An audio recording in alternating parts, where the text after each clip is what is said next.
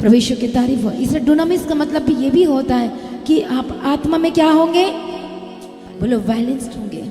आत्मा में वायलेंस का मतलब आप फालतू की बातों को एक्सेप्ट नहीं करोगे, अपने लाइफ में जगह नहीं दोगे, ठहरने नहीं दोगे, रुकने नहीं दोगे। क्यों?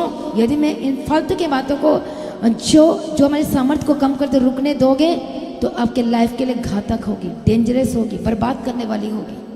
हाँ या ना? प्रभु यीशु मसीह की तारीफ हो। Thank you Jesus. इसे वचन कहता लड़ो और जीतो। लड़ो और मरो नहीं कहता, लड़ो और आत्मा में लड़ो और जीतो। आत्मा में लड़ो, प्रार्थना में लड़ो, उसके अभिषेक में चलो। प्रभु यीशु की तारीफ हो और तब आप जीतेंगे यीशु के समर्थी नाम में। हालेलुया। इसे शारीरिक व्यक्ति क्या नहीं कर सकता? बोलो बोलो। शारीरिक व्यक्ति इस बातों को ग्रहण नहीं कर सकता, लेकिन आत्मिक व्यक्ति सब बातों को ग्रहण करेगा और वो बचाया जाएगा और ब्लेस्ड होगा। हालेलुया। प्रभु यीशु मसीह की तारीफ हो। Thank you Jesus. तभी आप वारिस होंगे, जो तभी आप आत्मा में चलेंगे। परमेश्वर के ज्ञान के खिलाफ हैं, नहीं चल रहे हैं, तो इसका मतलब आप वारिस नहीं होंगे।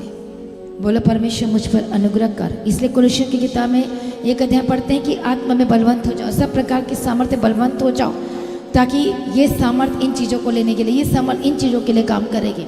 इसलिए परमेश्वर ने इसको सामर्थ 10 गुना परिपूर्ण किया, क्योंकि राजा के महल में रहकर, वो भी नबूकदनेस्सर के सामने में, फिर दारा के सामने में रहकर काम करना इतना आसान नहीं था। तो तुझे क्या चाहिए? सामर्थ चाहिए, बुद्धि चाहिए, परमेश्वर का सिद्ध ज्ञान चाहिए, डुनामिस चाहिए, आत्मा में वायलेंस होना पड़ेगा।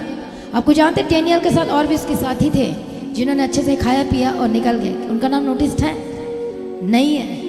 सिर्फ 4 लोगों का, शद्रक मेशक अबेदनगो और दानियल, सिर्फ 4। बाकी कहाँ चले गए?